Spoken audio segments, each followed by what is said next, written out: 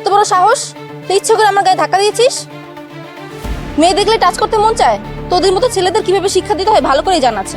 এই সজীব, ভিডিও কর। আজকে আমি খুব অসহায় হয়ে এই ভিডিওটা করছি।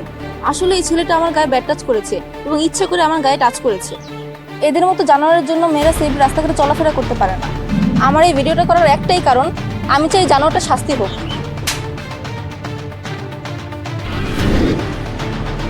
এই, তুই আমাকে মারলি কেন? গায়ে কেন হাত তুললাম না?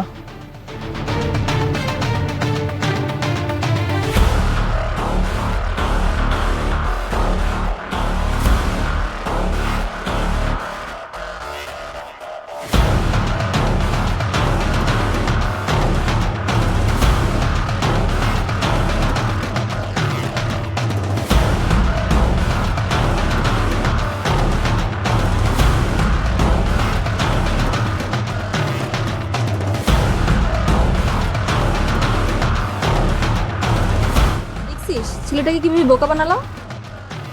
এই ভিডিওটা ছাড়লেই না একদম ভাইরাল, সবাই আমাকে বাহবা দিবে, সবাই সেলফি তুলতে যাবে আমার সাথে। দোস্ত, তোর আইডিয়াটা কিন্তু জোস, শর্টকাটে ভাইরাল। আচ্ছা, ফোনটা বের কর, দেখি ভিডিওটা কেমন হয়েছে। এই যে দেখ।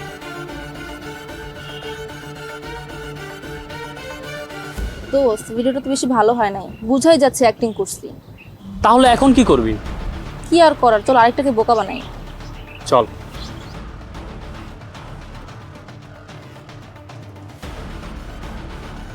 এই মোবাইলে আপনাদের দুজনের সব কিছু রেকর্ড করা আছে। সরি ভাইয়া। সরি?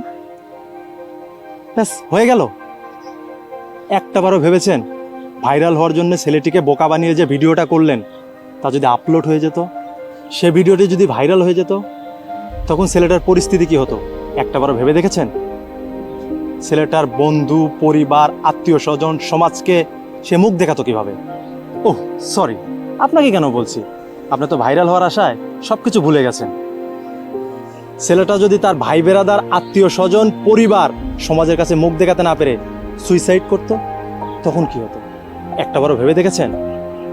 ম্যাডাম, একটা কথা বলি, সরকার আপনাদের জন্য আইন তৈরি করেছে, সেই আইনের মিসইউজ করবেন না প্লিজ।